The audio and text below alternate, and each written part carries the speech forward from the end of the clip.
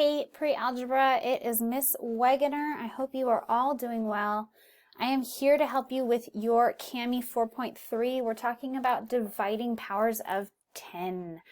The most important part of this is to show your thinking. We can either expand it out or you can show it using the shortcut. It's up to you. I'm going to do a mixture of both. So join me. Let's get started. Let's expand the first one because it looks easier to expand. So we have 10 to the 8th power. That means it's 10 times. I'm using the star for times. 1, 2, 3, 4, 5, 6, 7, 8. 1, 2, 3, 4, 5, 6, 7, 8. Okay, and then what I like to do, what I told my classes, is I like to line up the 10s right below each other so we can see that giant 1, those crossouts really clearly. So we have 5 10s here. 10, 1, 2, 3, 4, 5. I'm just going to quickly draw in the, fraction bar. And then I can easily see 10 over 10. Well, that's just 1. So I can cross those out. Same with these ones. Same with these ones. Same with these ones, same with these ones. And how many am I left over with? This equals 10 to the 1, 2, 3/3 power. You can also see that 8 minus 5 equals 3. You could have done that. 8 minus 5 equals 3. There's showing your work. 10 to the 3rd power is your final answer. Let's do that for this one. I do not want to write out 50 10s. I do know that our shortcut, our rule is that if I write out the 50 and write out the 30, 30 of those are going to match up and cross out. So if I had 50 and I take away 30 crossouts, I'm left over with 20 total. 20 is not my answer. My answer is 10 to the 20th power. Let's box that. I'm going to box this one too. Awesome. That's the quotient rule. Hopefully that's making sense. Definitely let your teacher know if not. Again, hopefully you got to this a little bit of combined practice in class, but if you didn't, now is a great time for you and I to work through it. So we've talked about 3 rules, 3 shortcuts. We've talked about the product rule, where if we multiply them together, we know that we can add the exponents. We talked about the power rule. If we take a power to a power, we multiply the exponents. And the quotient rule. If we take an exponent expression and divide it by another one, we can subtract the exponents. This puts all 3 of those together. When in doubt, write it out.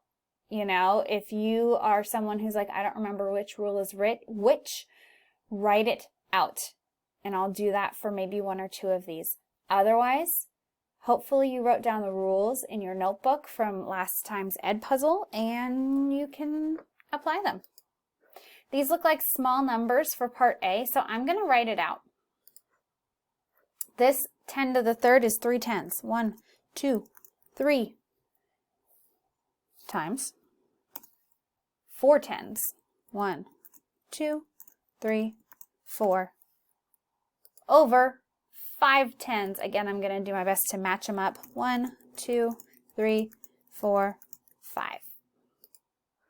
So I don't even have to remember any shortcuts, any rules. This is really nice. I can just write it out and then cross off what I see stacked on top of each other. And I figure out what's left over. What's left over? 1, 2, 2 10s in my numerator. So this is 10 squared. Nice. Now if you did follow the rules, if we're doing our exponent work, I would have done 3 plus 4 first, right? Because we're multiplying base 10s together, and that equals 7. And then I would have had, let's do this, I would have had 10 to the 7th over 10 to the 5th. So then that would be 7 minus 5, which equals 2. Either way works. As you can see, though, we're about to get into bigger numbers. You might want to write all 12 of these 10s out. You might not. I don't really want to, so let's try using our rules. For part B, 10 to the 4th times 10 to the 12th over 10 to the 7th. I think I'm going to try to combine 10 to the 12th over 10 to the 7th first. So I know from my rules, and I can see it in my brain kind of modeling it after this. I'm going to have 10 12s in my numerator, 12 10s in my numerator, 7 10s in my denominator, and when I cross them out, it's whatever's left over. So I'm first going to do 12 minus 7. Those are my cross-offs, crossing off 7 on top and bottom. It's going to leave me with 5. So this now turns into 10 to the 5th. Am I done? Not a chance. I got to deal with this 10 to the 4th. When in doubt, write it out. You could write 4 10s and 5 10s and figure out how many 10s there are. If I think about that in my brain, that is 10 to the 4 plus 5. 10 4s, oh my goodness, 4 10s, 5 more 10s, that's going to be 9 10s. 10 to the 9th, multiplied together. This is a little bit of a process. Hopefully it's making sense to you. If not, go to office hours. Let's try part C again. You know what? For this one, I think I'm going to, when in doubt, write it out. I'm going to start with what's inside the parentheses, 10 to the 5th over 10 to the 3rd. So that would be 1, 2, 3, 4, 5 over 1, 2, 3. Okay, let's see. We have this here, and we cross off the stacked on top of each other ones. And so now we have 10 squared, but that's not the answer. We now have to raise it. This turned into this. We now have to raise it to the 4th power. I'm not going to write that out because I remember I opened my notebook. When you have a power to a power, you're going to multiply them together. 10 to the 2 times 4, which is 10 to the 8th power.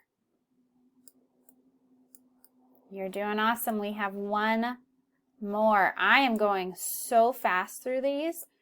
It's like I'm a teacher who knows what she's talking about, man. If you're not getting it, go to office hours. Last one. Ooh, so see how like in this one, the whole fraction was inside the parentheses, but in this one, the parentheses are on top and the parentheses are on bottom. That means that the numerator is not necessarily attached to the denominator. So what I'm going to do is I'm going to deal with the numerator first and then deal with the denominator. So if we wrote it out, this would be 2 groups of 10 to the 5th power, 2 groups of 10 to the 5th. I also know that I can multiply these.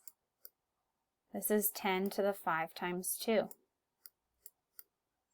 2 groups of 10 to the 5th. Likewise, this would be 3 groups of 10 to the 2nd power, and I know that I can multiply those. So this is 10 to the 2 times 3. All right, here we go. So 5 times 2 is 10. We have 10 to the 10th power. And then that is over 2 times 3 is 6. 10 to the 6th power. Think about it. You have all 10 10s stacked on top of 6 10s. You're crossing out how many from top and bottom? 6, which means we're going to do 10 to the 10 minus 6. Get rid of 6 of them. And you are left with 4 10s, 10 to the 4th power. That was a lot. I don't know if you can see me. My camera's been weird. But thanks for sticking with me. Please let me know. Well, let your teacher know. If you have any questions, comments, or concerns, you all are rock stars, and I hope you have a great day.